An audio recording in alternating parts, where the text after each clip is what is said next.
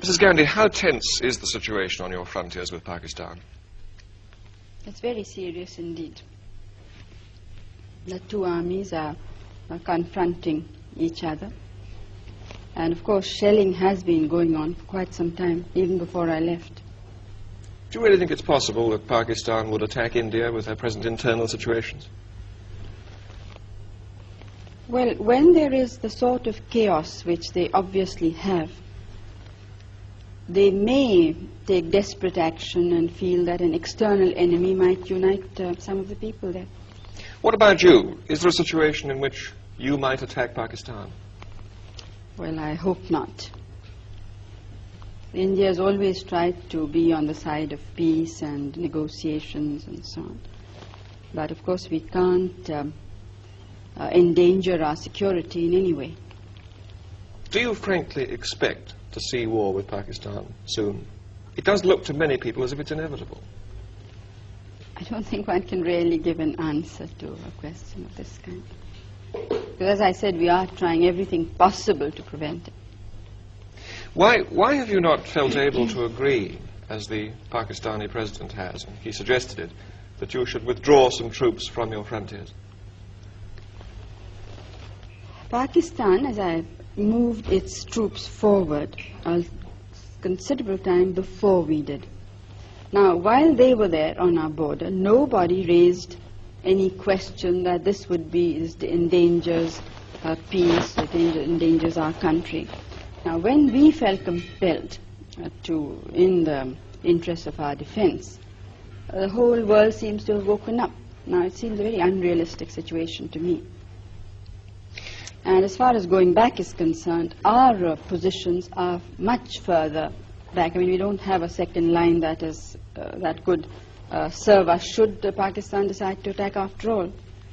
So it would not be, I don't think I would be doing my duty to the country and to the people if we would agree. And one thing you must remember is that we have never attacked anybody, but we have been attacked 3 times. But do you support the Bangladesh guerrillas? Do you support a separate state in East Pakistan? You see, it's not a question of supporting or not. The question is what is likely to happen. I don't think we can shut our eyes to the situation in a neighboring state. I think, and I personally think that most of the world believes this, so they may not be willing to say it out openly, that Pakistan as it existed can never be the same again. But don't you think the situation on your frontiers might be less dangerous if you personally were to meet Yahya Khan, so that you understood each other's positions more clearly? Have you read some of Yahya Khan, the president's speeches and interviews? Yes. Well, and do you still think it would serve a useful purpose? Maybe you would understand each other's positions on the frontier better. You'd understand why your troops are stationed there. No, I understand it perfectly well. There's absolutely no doubt in my mind. Our troops are stationed there because we were threatened by the military regime of Pakistan. In no uncertain words, there has been a situation of indirect aggression.